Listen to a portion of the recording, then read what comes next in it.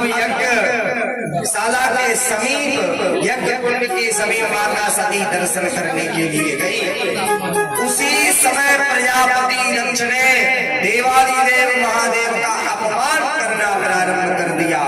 कहा कि ये बताओ कि वो धूर्त मूर्ख शमशान बासी औगड़दानी बोले फूलों की माला पहनने वाला हंसी को रमाने वाला बोले वो क्या जाने कि क्या होता है। और जैसे अपने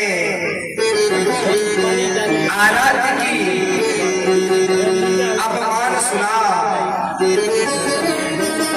जाना राम सती दुख पावा और सबसे कठिन जाति अपमाना। महाराज सबसे कठिन जाति अपमान है महाराज। यदि अगर संसार में अपमानित हो जाओगे तो कहीं पर नजर मिलाने योग्य नहीं रहोगे। इसलिए कुछ ऐसा कर्म भी तो करो जिससे तुम दूसरे व्यक्ति से नजर मिला सको।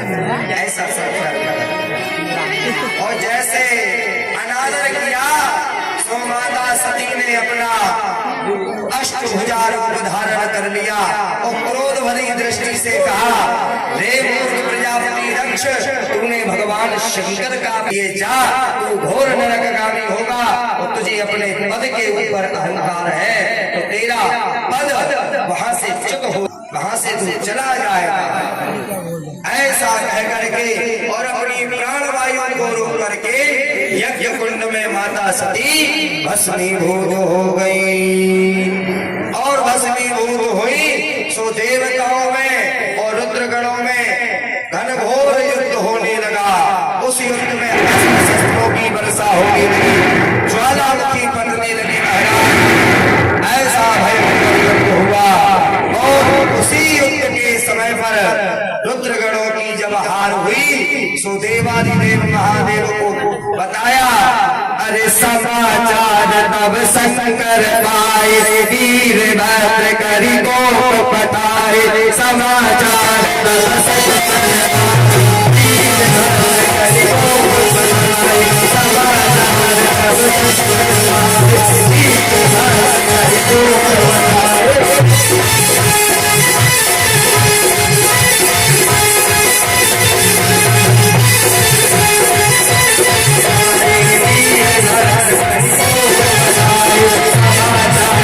शंकर पाए, वीर भद्र करी को पठाए।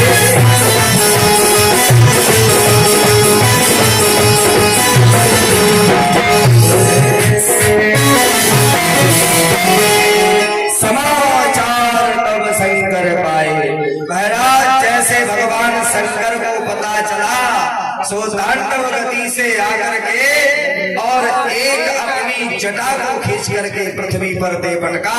तुरंत वीरभद्र नाम के रुद्रगण उत्पन्न हो गए और वीरभद्र से कहा, जाओ और प्रजापति दक्ष के यज्ञ का विध्वंस कर दो।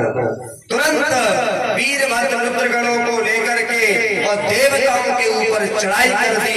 घनघोर युद्ध होने लगा।